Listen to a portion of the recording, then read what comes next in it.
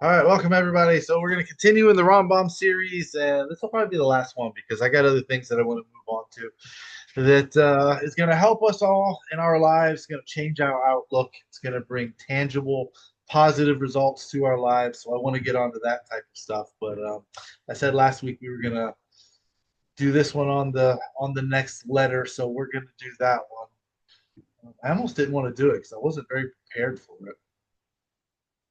But first, let me tell you about this book here. It's now available on Amazon. Me and my friend Ariel, Rabbi Ariel Manning, wrote this book. It's now available on Amazon. So I think you should head over there and get probably 15 copies of it because you have to pay the most for shipping on the first copy. It's not like when you buy a second book, it doubles and triples with the third book. So you want to get as many as you can. I know what you're thinking. I don't need 15 books. Okay, but you can get 12. You can get like a baker's dozen. Because if you don't, then you're going to look at yourself in the mirror and you're like, why did I do this? Now when I go buy more, I got to pay more shipping. So I think you should get as many as you can and as many as you can afford. And when I say what you can afford, I don't mean you have to pay cash. We have credit cards. You can make payments on these types of things. So you want to have a bunch of these laying around. All right. So I almost didn't even want to do this because I wasn't really prepared for it. I went down to Miami on Sunday. I was coming back Monday morning. I listened to like 3 hours of shiurim, and I was falling asleep. Towards the last one, I had to pull over and sleep for like 45 minutes just to be able to continue driving to my destination. And Yitzhak Breitowitz, man, he always brings like interesting, amazing things. So he said some interesting things, but it had nothing to do with the letter. And then he goes into a lot of midrashim and nach, and these are things that I just don't particularly find interesting. So I didn't feel really prepared for it. But as I sat down to compile it, I'm like, all right, I think I got enough interesting things here to keep it interesting, worth doing. All right, so let me open up. I guess we share screen.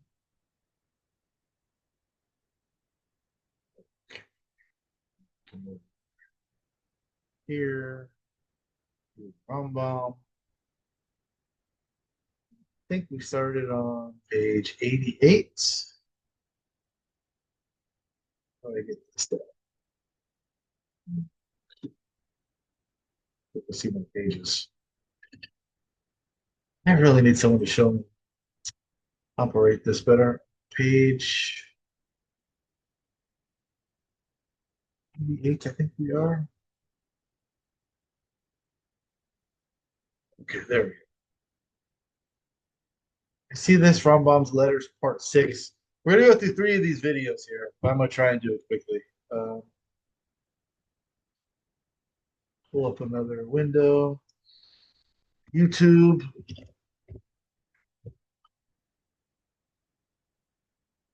Oh, I don't know when I click the share screen if I shared sound.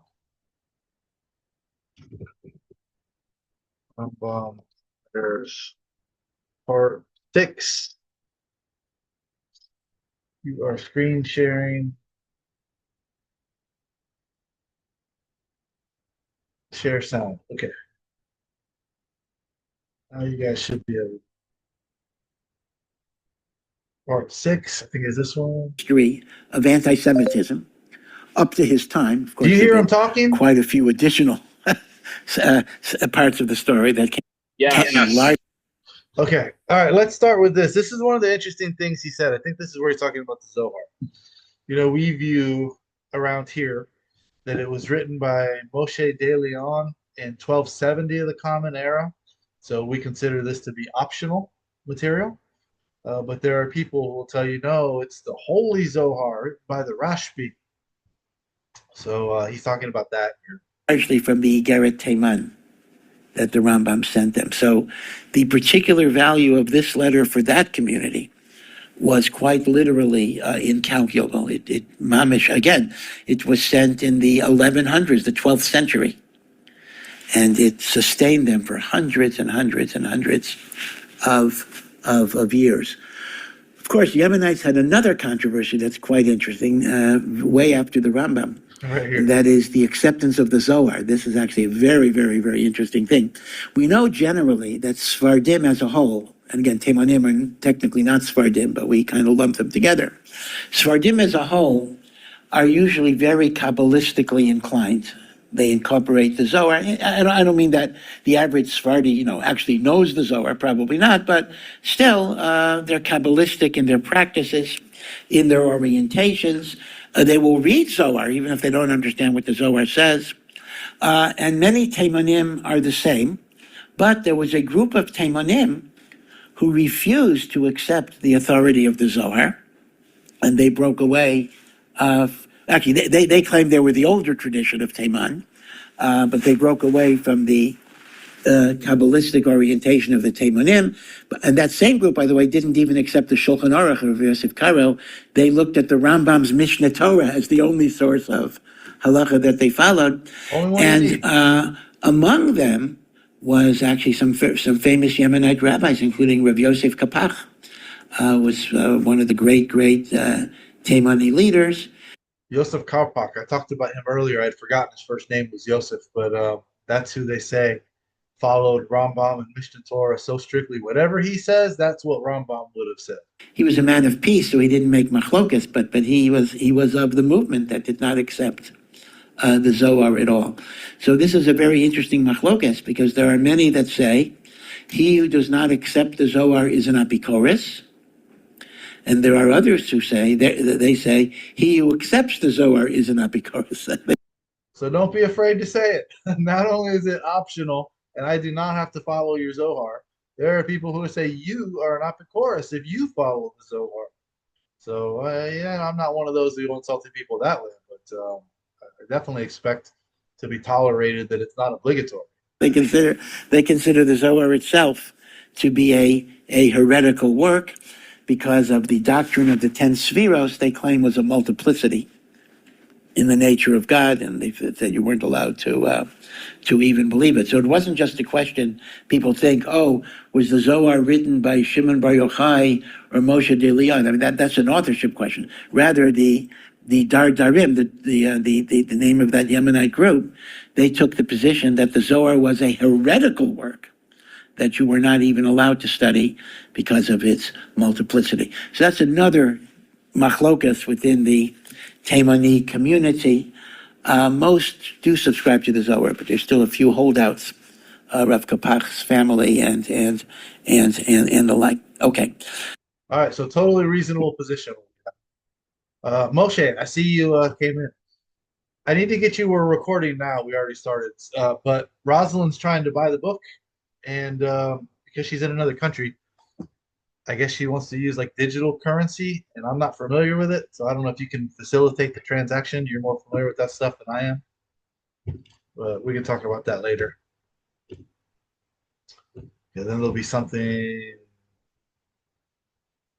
in this one, I think. An empire coming up later.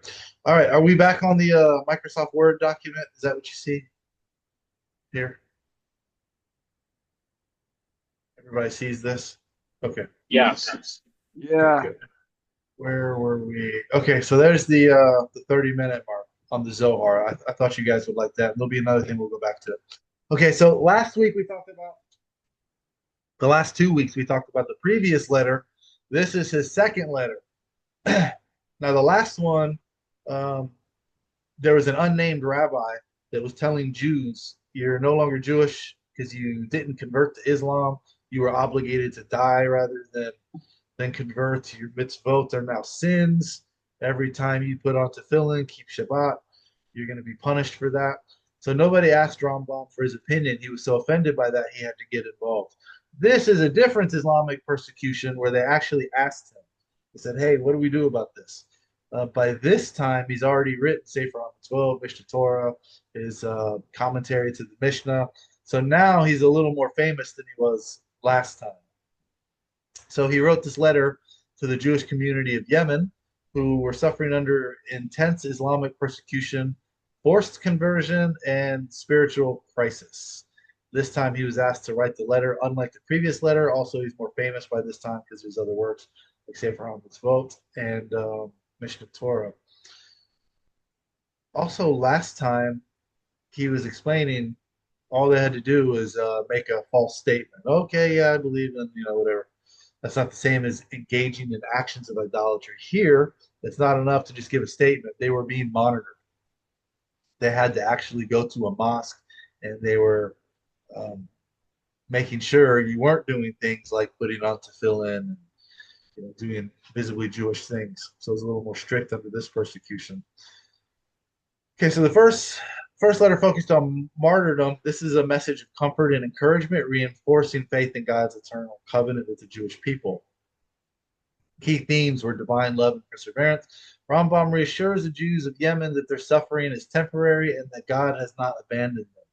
He quotes Isaiah to emphasize God's love for Israel is stronger than a mother's love for her child, and says, even if a mother does abandon her child, I still will not abandon you because you've got DNA from your mother that somehow came from Abraham, which is different from Abraham's other children that have the same DNA that came from them. So he goes into all this parts of Nach. He spends a lot of time on that. Historical perspective. He reminds them that all past oppressors, Pharaoh, Haman, Rome, etc., Babylonians were already gone by the time they start talking about this.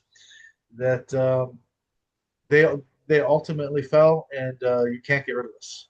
We're like gum on the bottom of your shoe. We're going to be sticking around for a while. A false messiahs. The letter warns against a false messianic claimant in Yemen, urging the community to reject him to avoid disastrous consequences. Now, he did not name who this false messiah was, I think, in order to not give him any more fame. Um, but it's going to come up in here. I looked it up, and we could speculate who it was based on other Yemenite writings, but Rambam doesn't actually name this individual.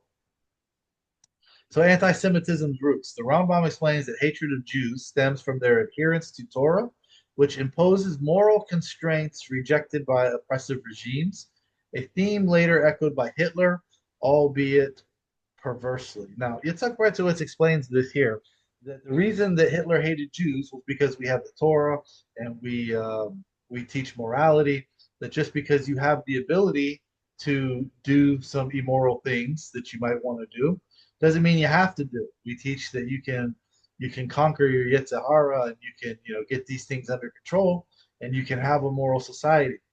And I'm like, now I'm pretty sure that I've learned that Hitler didn't like us for other reasons, mainly what the secular, non-religious Jews were doing, that was bringing down the society, not being religious and abstaining from those things. So I looked that up, and this is what ChatGPT has to say.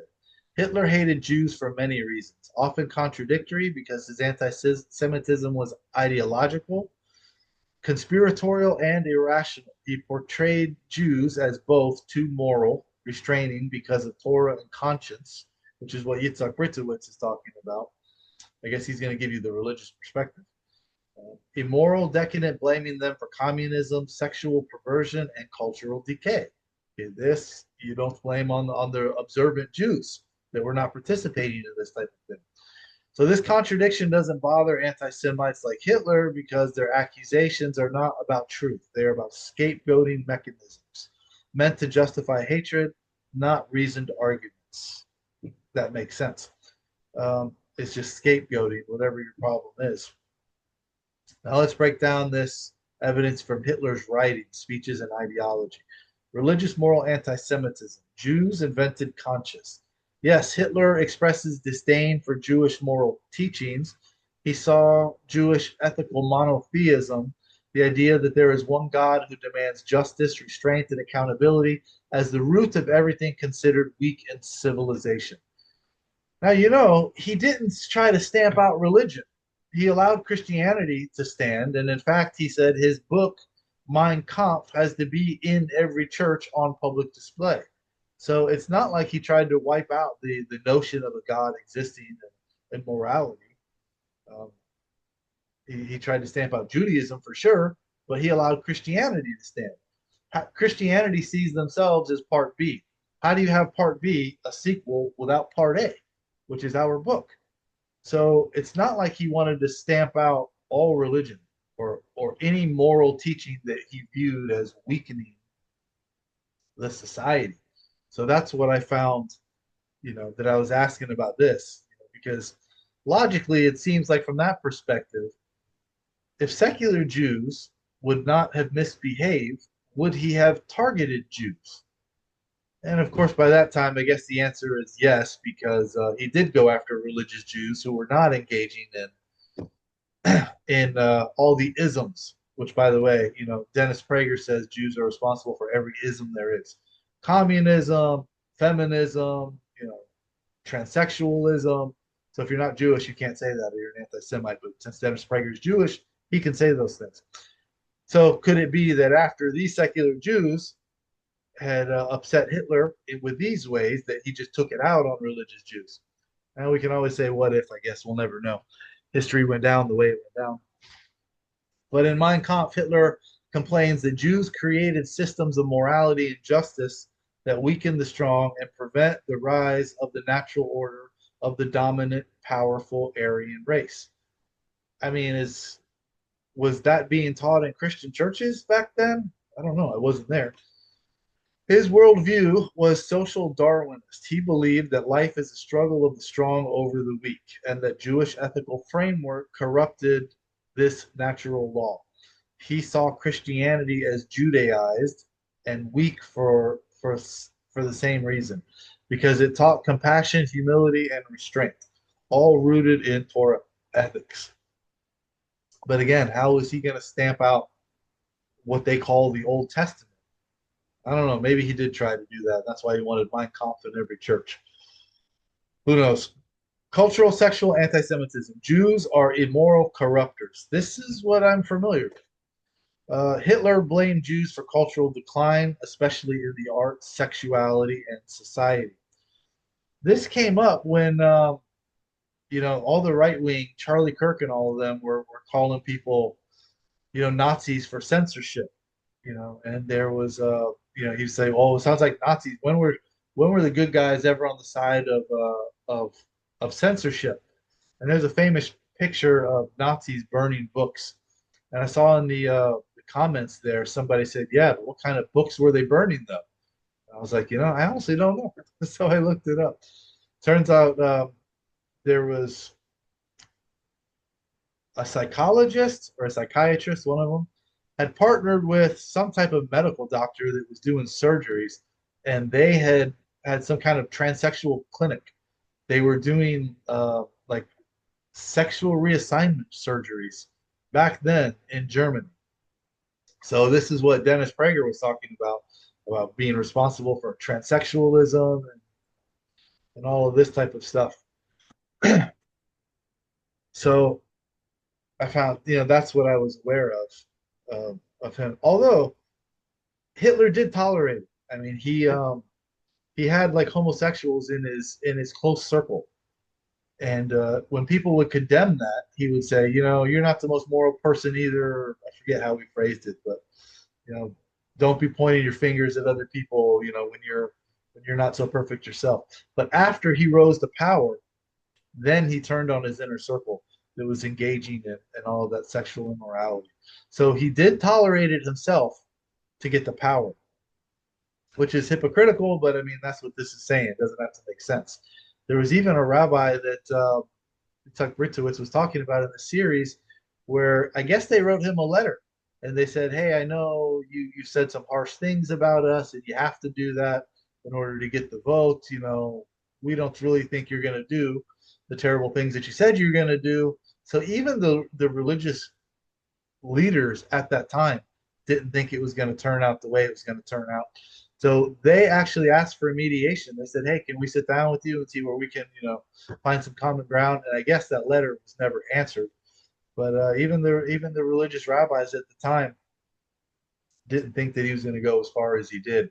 I guess because he understood the things that Hitler was mad about was not that, hey, we're religious. We're in some ways we're fighting against the same thing that's upsetting you, sexual immorality. So they thought there was an olive branch that could be extended. Yeah, go ahead, Moshe. I invited my friend. This is my friend Mendy. I invited him into this group. He was talking about. he was. We were talking about the fallout with Chabad. That he had. So anyway, I invited him in this group, and Thank you, Uh, Moshe. he seemed to be looking for a new group. I was like, man, you ought to come into our group. I was just talking to him. Welcome. Thank I've you. heard your Nice to name meet before, you. so I know Moshe's talked about you before. So Oh, really? usually Thank you. Nice to meet you. we're recording now. We usually start at 10. We open up at 10 and then we'll talk for a while. Then like 10:30, we'll start recording whatever the topic is. And then after the Okay. topic, we'll stop the recording and we'll continue talking. So I don't want you to think I'm ignoring you now, but I Thank don't you. want to get on like a unrelated conversation here on the recording. But we'll talk after the recording. But yeah, welcome. We're Okay. glad to have you here. We're just discussing all the Hitlerian stuff, all the controversial stuff right now. So where were we? Okay, he accused Jews of promoting um, sexual deviance, pornography, transvestism. Okay, Dennis Prager says this, so it shouldn't be controversial. Pornography is the one that I don't get it. Okay, Jews are overrepresented in pornography. Okay, but we're also overrepresented in dentistry. Does anybody think that if you got rid of all Jews, we'd have no dentistry? So then why would anybody think that if you got rid of Jews that pornography wouldn't exist? Like non-Jews wouldn't engage in pornography if you weren't here? Although I'll admit it does hurt my claim, to make a difference between religious Jews and secular Jews. Like, if you see people with this name, you shouldn't automatically assume they're Jewish because, we don't determine someone's Jewish by what their last name is. But it doesn't really help the case that I try to make when I make a distinguishment between religious Jews and non-religious Jews when it's a religious Jewish rabbi that's the owner of Pornhub. I mean, it doesn't help our case. So as religious people, we can't be tolerating that kind of thing because that only just feeds into what people use against us.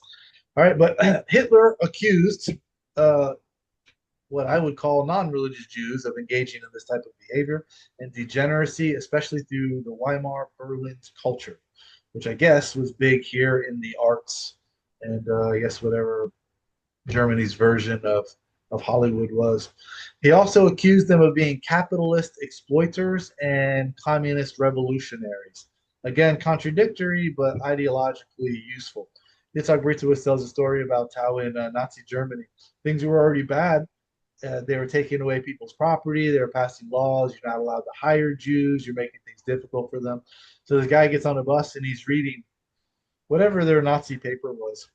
And so somebody asked the guy, "Is like, they're making things very bad for you nowadays. Why would you read one of the newspapers?" It's like, because, I like to open up the paper and hear how, Jews are rich and we're running the world and we own the banks and how good everything is for us. It's like my positive motivation. So it keeps me going when they're doing all these bad things to us and saying that we're animals and less than human. But the hatred is not that all Jews, are in control of all this stuff. It's only a select group. That's the theory. It's kind of like how I had this guy once tell me that he got in my truck and he was like, I look around and all I see are, the country's being ran by old, rich, white men. I'm like, okay. I mean, I guess if you look at Congress, that might be true. But I think most old white men are having to work as a greeter at Walmart because if they don't, they won't be able to pay their electric bill. So these type of theories, it's not that everybody, is in control. It's always a select group, which is not representative of the entire group. But I guess that's what they were doing there. They were pointing to some and saying that this is all of them. So the image of the Jew as corrupting, decadent influence was based largely on observing secular Jews, which is not what the religious Jews were doing at the time, in positions of influence in Weimar Germany, artists, intellectuals, and political agitators. Communism and conspiracy theories. Hitler saw Bolshevism and communism as a Jewish conspiracy to destroy nations' religion and traditional values. He called communism Jewish Bolshevism and tied it to a global Jewish plot to take over the world. Now, I guess there was a precedent for Jewish Bolshevism in communist Russia, and so he was afraid that they were going to bring that into Germany. I did not know that the Bolsheviks intended to take over the world. I thought that was just a Russian revolution, but I'm not enough of a historian to know. Maybe somehow they did have global aspirations, but I thought it was just a Russian Russian Revolution. All right, so which was it, moral or immoral? Both and neither. Hitler's anti-Semitism was not rooted in coherent logic, but in myth, projection, and manipulation. The Jew in Nazi ideology is the capitalist and the communist, the religious oppressor and the immoral pervert, the weak coward and the dangerous threat. This flexibility made anti-Semitism a useful political tool. Whatever someone feared or hated, Hitler could say, the Jews are behind it. Which is why we should not be having examples of rabbis owning pornography websites. I mean, secular Jews, it's unfortunate they do what they do, but what are you going to do? They're not religious. What are you going to do? Tell them what halakha says, Tell them what the Torah says. They don't care. They want nothing to do with the religion. The same argument could be made about secular Muslims or secular Christians or secular whatever. Right. We can't force people to behave the way our religion demands that they behave if they're not part of our religion. It's like trying to talk to an atheist about what God says. He's like, he doesn't exist. What does he care? Which is why we should not be, affiliated with them. They should not be representing us. Bernie Madoff was obviously not religion. He's stealing billions of dollars in a Ponzi scheme. He would just be some non-Jew that had nothing to do with Judaism who's out there stealing. So we have to take away these examples by saying, no, he's one of us. He's got DNA. I would give him a minion. I would give him an aliyah, count him in a minion because of who his mother was. It's absurd. These people should not be getting an aliyah in a synagogue. They do not represent us. So I'm saying if you got non-religious people doing things, they don't represent us. Now you have religious rabbis out there buying pornography websites. It just really hurts the cause, and it just feeds into our enemies. So we can't be doing that. All right, so back to the letter. In this letter, there was 3 separate threats. One was physical coercion, forced conversions under threat of death. Again, this is not like the last letter where you could just say the Shahada, give an insincere thing. Okay, yeah, I believe whatever you said. They were actually monitored. The intellectual attacks, apostate Jews and Muslims claiming that the Torah predicts Muhammad. This is kind of absurd because Islam's claim is that the Torah is corrupted. So on the one hand, they're acknowledging, yes, God gave you the Torah. They're not denying that. They're not saying you made it up, but then they're saying it's corrupted.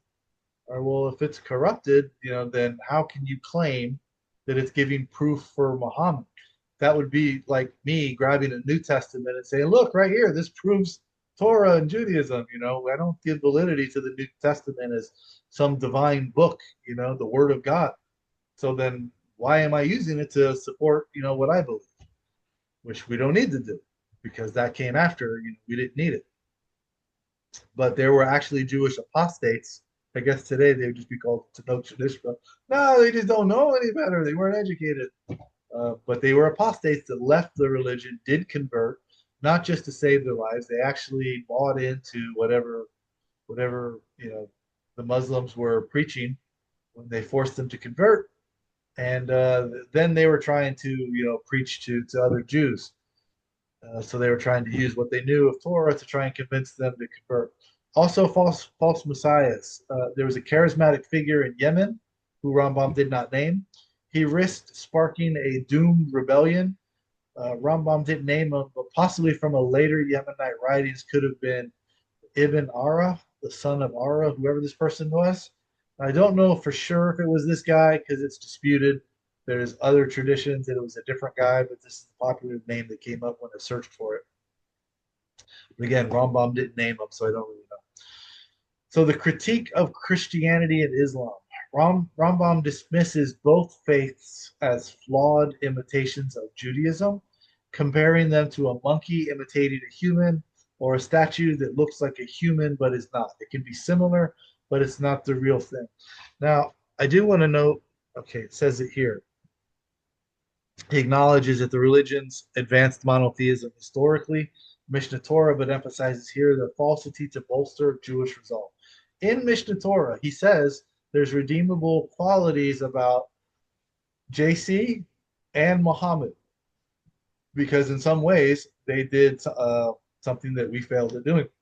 They've spread the knowledge of the God of Israel to the rest of the world, and they've got the world waiting on a Messiah to come. They might be misguided about who that Messiah is and what that Messiah is going to do, but they have spread this awareness to the world in ways where for a long time we haven't been able to. Didn't have the numbers, didn't have the freedom in a lot of places that we were, and that type of thing. So he's acknowledging redeemable qualities about Islam and Christianity in Mishnah Torah. But here he's kind of saying, don't fall for these other religions because that's the threat. People are trying to convert them, and he's saying, don't be fooled. It might be like a monkey looking like a human. You can find similarities, but it's clearly not the same thing. So he kind of disparages the religions here in this letter, but that's because of the audience that he was talking to. So it's not really a contradiction in Mishnah Torah when he says positive things about Christianity and Islam. He just had a different audience there. Okay, the impact. The letter was so influential that Yemenite Jews added Rambam's name to the Kaddish prayer during his lifetime. Can you believe that? If you were in a synagogue in Yemen, in the Kaddish, it would say, in the lifetime of our teacher, Moshe ben Maimon. He was named in the Kaddish. But it was only in that community, and not even all Yemenites did that, but some of them did. They added Rambam's name to the actual liturgy. So it sustained the community for centuries, helping them resist assimilation and persecution. Modern parallels Rambam's message that persecution is a test of faith and a badge of spiritual distinction resonates in contemporary struggles.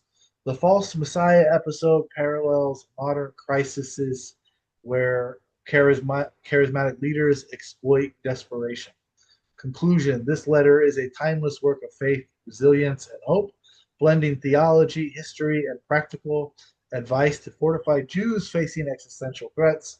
The Rambam's compassion and leadership shine through as he guides a distant community through darkness and unwavering belief in redemption.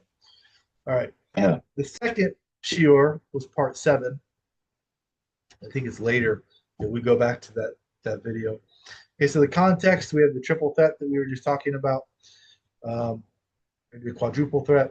Extreme coercion. These people were being forced to convert to Islam under threat of death, unlike earlier in the previous letter where there was milder pressures. This time it wasn't enough to give a fake verbal declaration. They had to attend a mosque and they were being monitored. Psychological demoralization. Many Jews began questioning if Islam and Christianity superseded Judaism due to their suffering. They started asking, hey, do these other religions have a point? Did he abandon us? Did he in fact move on from us? Is he coming back? So some of their outreach was working on them. The Jewish apostate's claims. A former Jew circulated proofs from the Torah that Muhammad was prophesied to replace Moshe Rabbeinu. I guess people are still doing that today, like what we just discussed, trying to point to our book that they try to discredit, and then say, look, even your book that we discredit proves that our book is true. Doesn't make a whole lot of sense. But this false Messiah was a messianic pretender who caused chaos, requiring Rambam to clarify true signs of the Mashiach, which Rambam himself disagrees with, what a lot of people say Mashiach is going to be. He talks about that in Hilchot Malachim in Mishnah Torah. We went over that, but most Jews today have a different expectation of Mashiach than what Rambam's expectation was. The key themes in the letter: persecution as birth pangs of Mashiach. Rambam does not attribute suffering to divine punishment for sins. Instead, he frames it like messianic labor pains, a necessary process leading to the redemption. Then they go into the book of Daniel. They attribute a lot to this, which is something I don't really get into, to show that persecution and Jewish doubt were predicted. He compares it to childbirth. Pain precedes renewal. Although the pains does not necessarily mean the Messiah is coming, it could be a series of stillbirths until the actual arrival. You see a lot of people out there saying, There's one guy out there in Safat. He teaches, oh, Mashiach is right around the corner. If you can't feel it, you're numb to it. By this time next year, we're going to see Mashiach. And this was like 3, 4 years ago. He was teaching this. I mean, how many times in our history have we saw this play out? So I don't think we should be teaching that. I think we should be embracing the teaching that if somebody says Mashiach is here and you're planting a tree, finish planting the tree and then go check because it's probably not true. There's been many times that we thought we were experiencing the birth pains of Mashiach, and turns out he's not here. So it could be like what it's saying, the series of stillbirths. There are many appointed times where Mashiach could come, and for whatever reason, this appointed time where he could have arrived was not destined to be. So we're going to have to keep waiting, and we're going to have to go through new birth pains, what they call. So we're still waiting, and a lot of people have been waiting and didn't get to see him. So it's entirely possible that in our lifetime we won't see it either, no matter how bad things get. So it could be just another stillbirth while we're waiting for the actual Mashiach. Rejecting the apostates' proofs. The apostates' arguments, Gematria, I guess people were linking Gematria to point to Muhammad, and they are dismissed as absurd. I pretty much dismiss all Gematria as just a parlor trick. I don't find anything magical about it saying, well, this is proof. Look, this word here has the same numerical value as that word. So therefore, it's a divine proof that the Gematria says this is what we're talking about. But that Gematria also has the same numerical value of this word. Does that mean it's linked? No, that doesn't fit my narrative. It's only because it fits the numerical value of this word that fits my narrative that means it's connected. Okay. To me, it's like a parlor trick. So, but Rambam dismissed this apostate's arguments trying to link Gematria to Muhammad for the same reason that I dismiss Gematria every time it's brought up. Okay, Rambam notes that even Muslims ridicule such claims as their own theology asserts that the Torah was corrupted, so they wouldn't rely on it for proofs. Because we could debunk,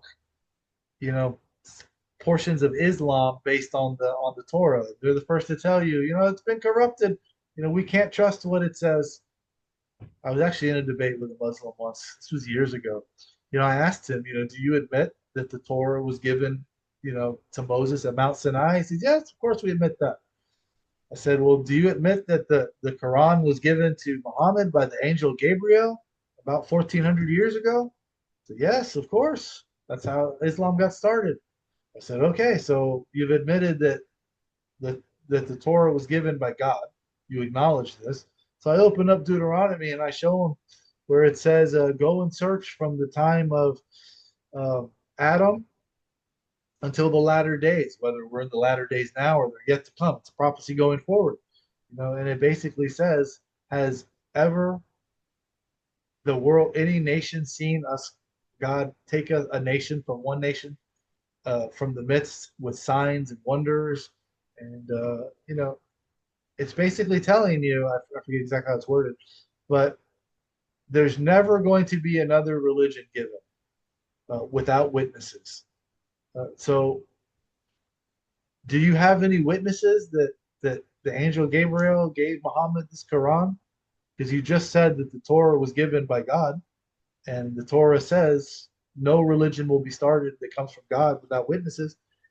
He's like, well, the thing about that is Moses had to write the Torah. So once you put human hands on it, you can't trust what it says because it's corrupted. So then by your logic, I can't trust anything in the Quran because Muhammad had to write the Quran? It's like, well, basically, yeah, I guess so. So he was honest. He was like, okay, by the logic that I'm using, it doesn't make so much sense. I think most Muslims today would probably try and continue arguing. Well, yeah, the same thing happened with the Joseph Smith movement. There was no witnesses that he ever received any of that. Although I think that is the one example where they said that there was witnesses, but then they retracted their story or something. I don't remember. Supposedly these tablets came down and were given to Joseph Smith, and there was witnesses, but then they later said they made it up or something. I don't know. You have to look up the history of Mormonism, but yeah, it's been so long since like almost 20 years since I've looked into that. But, yeah, that was mentioned there. All right, where were we? Yeah, they don't rely on the Torah for proofs, debunks their proofs like Hashem came from Sinai. Um, okay. Deuteronomy clarifies that this refers to God's historical revelations, not future Islamic prophecy. Although there are rabbis today that will say that future Islamic prophecy is mentioned. It talks about idols of wood and stone, which literally just means if you make a little idol statue out of stone or you carve it out of wood, that's all it is. They can't move, they have no power, they're just made out of wood and stone. But I've heard rabbis say this is referring to Islam and Christianity, because wood, that means the cross, the wooden cross. The stone must mean Mecca. So there are people who The say black that Saturn cube.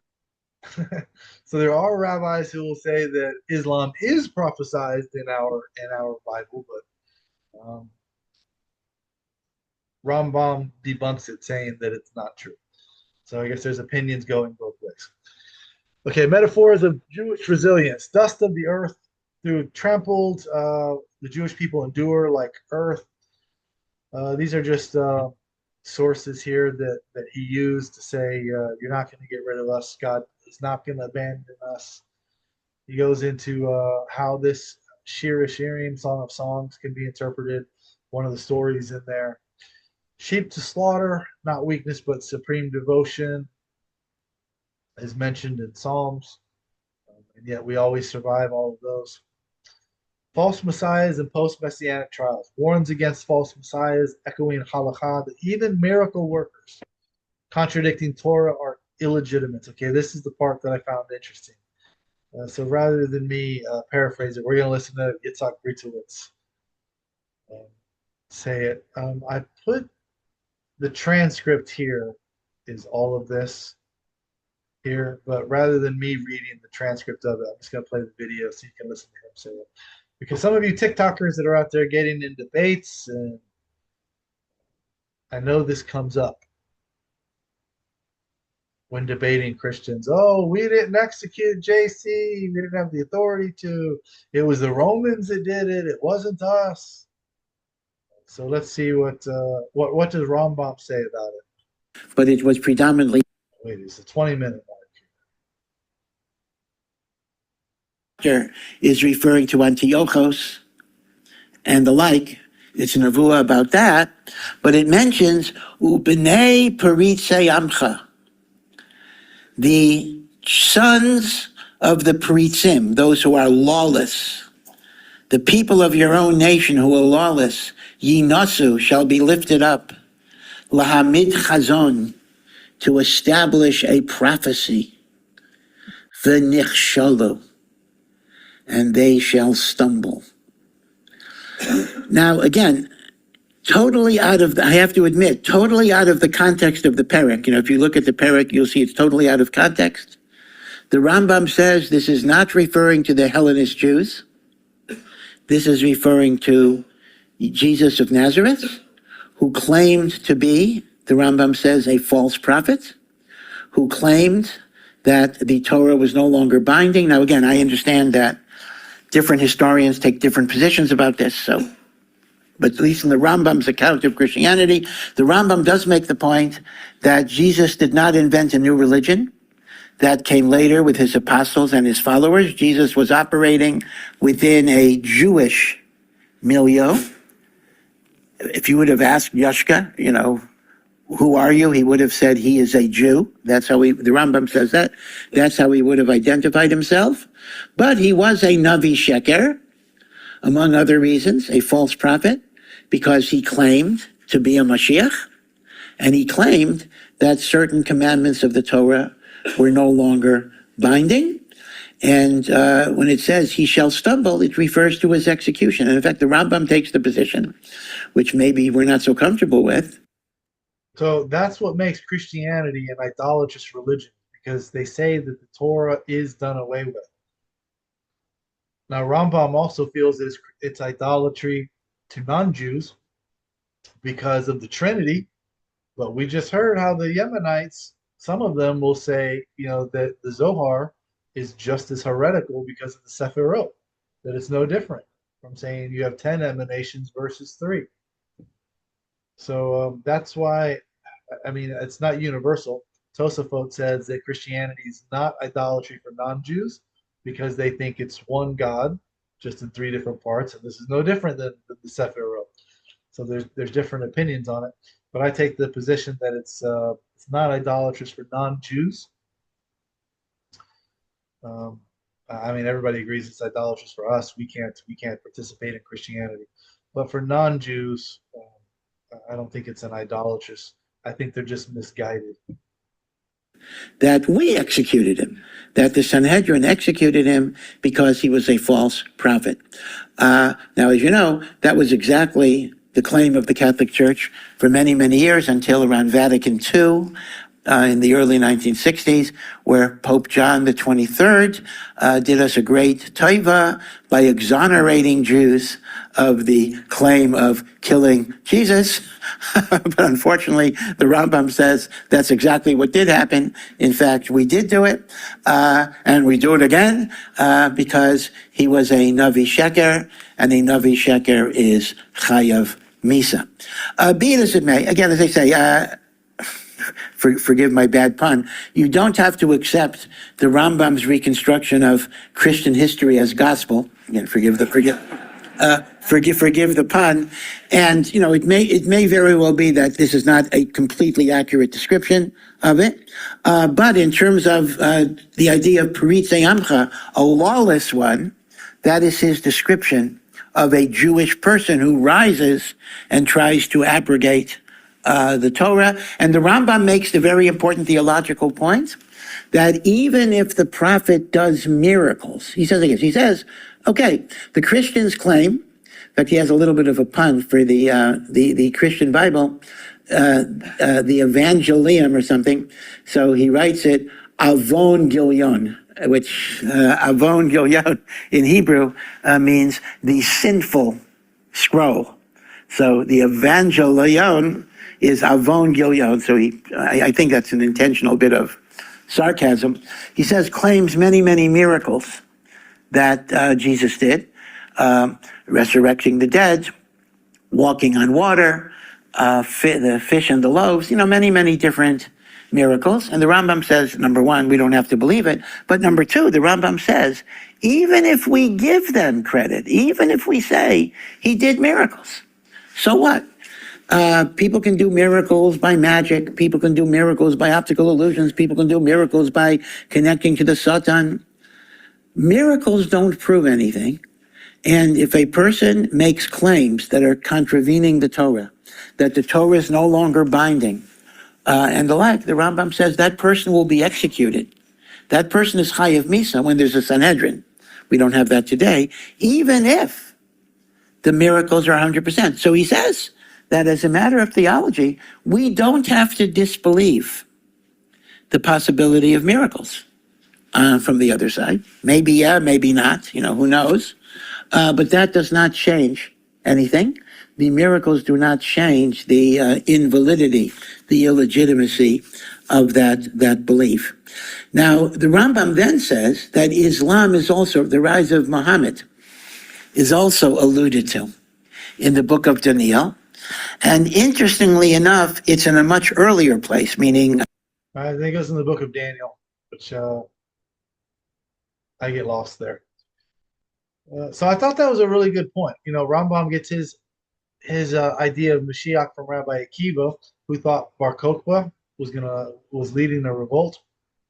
He thought he was going to succeed, and Rabbi Akiva said that Bar Kokhba could be the Mashiach, and ended up saying, "Well, I guess he's not because he got killed, so he didn't achieve his goal. So I guess that wasn't the Mashiach." And nobody expected Bar Kokhba to perform miracles. So that's where he gets his idea of Messiah from. He's not expecting the world to change. He's not expecting animals to become vegetarians. He's not expecting wars to end. He just says there'll be a political leader who will preside over the land of Israel, so we will be able to study Torah in a time of peace, while while wars are still happening in other areas. So I thought that was a really interesting point, that we're not expecting him to perform miracles, but even if somebody does come and perform miracles, it's like, so what? Why do we have to accept it? So now today, if somebody comes in with a Project Bluebeam, they've got this city in the clouds coming, and they're like, well, look, it must be him. How could anybody do this unless this was the guy? It's like, well, so what? Who cares what he can do if he tells us we can't follow Torah anymore? Powerful as he is with his ability to bring cities in the clouds, whatever, he's liable for the death penalty if we have a Sanhedrin. We're able to do it. So I thought that was a really interesting point. Um, so now all you guys out there debating Christianity, you could say, yeah, we did kill him, and we do it again, and that's okay because the Pope said he forgives us, whichever Pope that was. But there's your source. So he cites Daniel and Yehezkel. Wars of Gog and Magog will occur after Mashiach's arrival, not before. Usually, when you hear this brought up, people say, it's going to happen before, and then they're trying to figure out who is Gog and Magog, and which people are these going to be. But he says we're going to have Mashiach before, meaning redemption is a process with ongoing tests.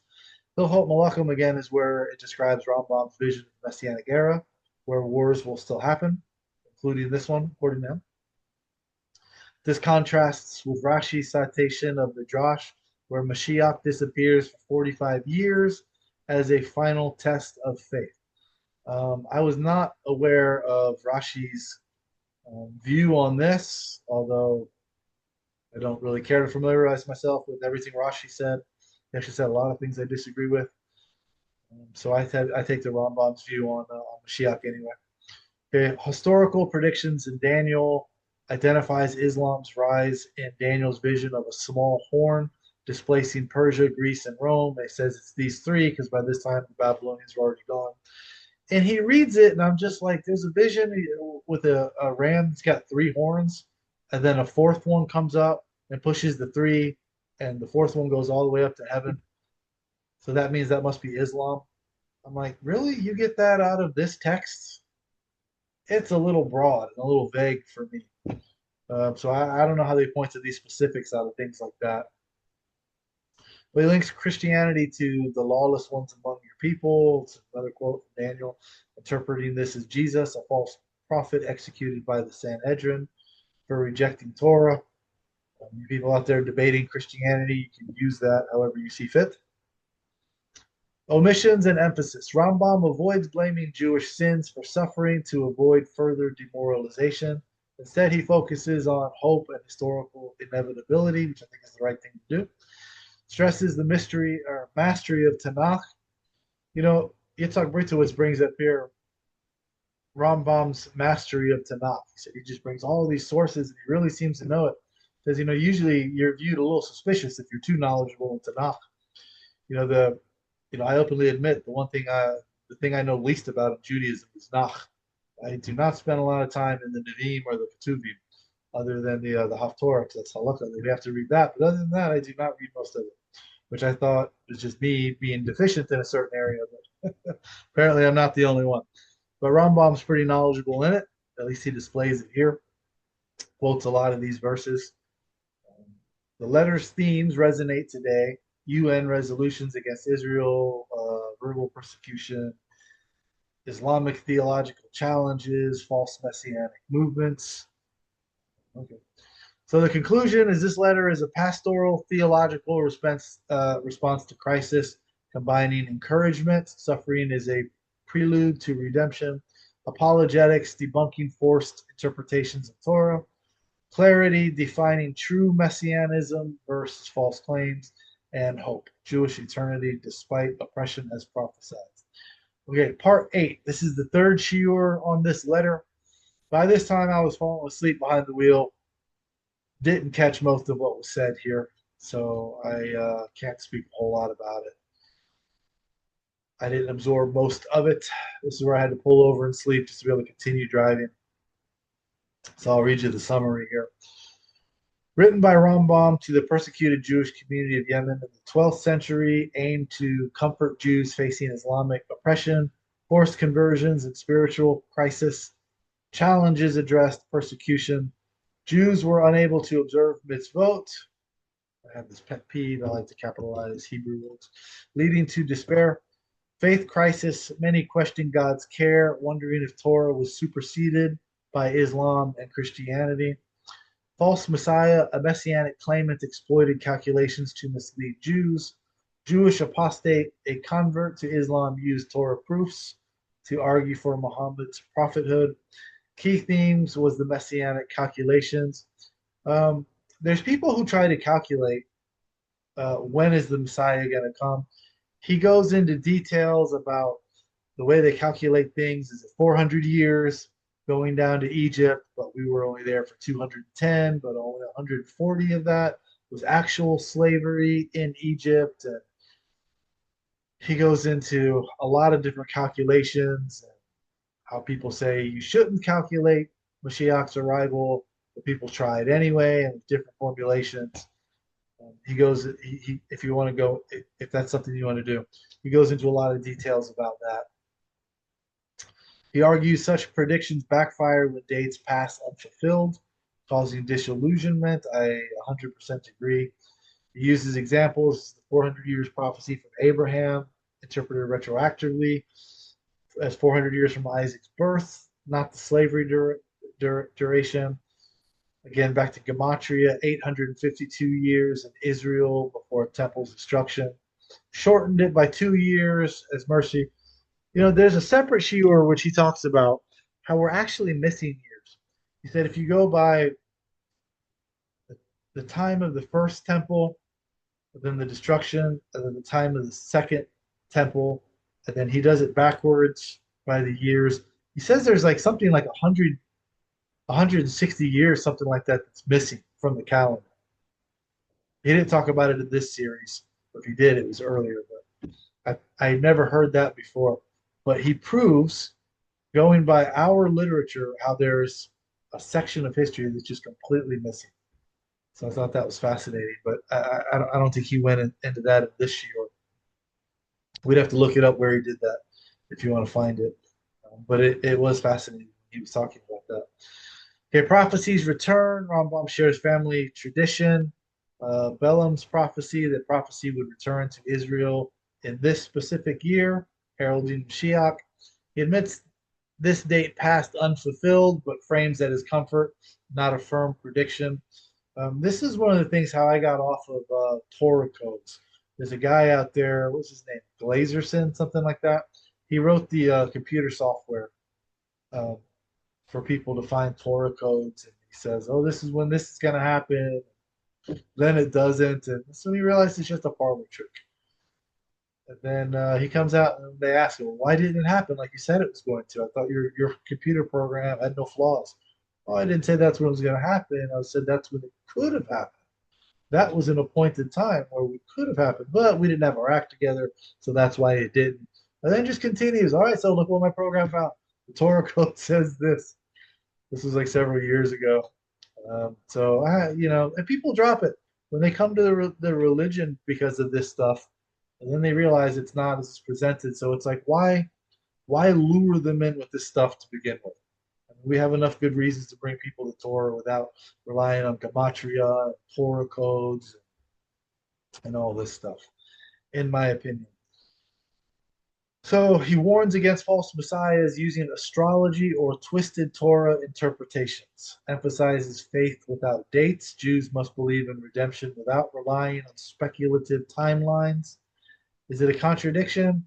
He condemns date setting, but still shares his family's calculation, acknowledging the human urge to seek hope. He justifies earlier sages like Rav Sadia Gaon, who calculated dates out of love for Jews despite the risks. Key takeaways, there's an enduring message here. We should trust in God's plan. Avoid speculative redemption timelines and focus on Torah observance. Historical context, the letter reflects Rambam's pastoral role balancing rationalism with compassion for a traumatized community. The legacy is the tension between rejecting calculations and offering hope remains relevant in Jewish discourse today.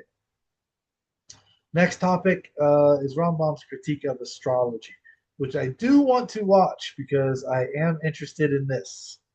However, I think I want to take a break from the Rambam stuff. We've done, what, 8 of these so far?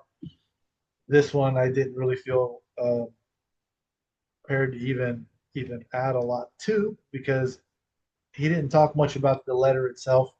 And then the third shiur here, where he did, was just stuff that I'm not interested in, and I was falling asleep for most of it, so I didn't absorb a lot of it. But I've got other things I want to talk about that I think is going to add value to our lives that I think we all are going to be excited to do. So I want to move on to that. So even if we look at what Rambam has to say about astrology later, I think it's time to put this Rambam course on hold and let's move on to other positive things. So that's probably what we are going to do next week.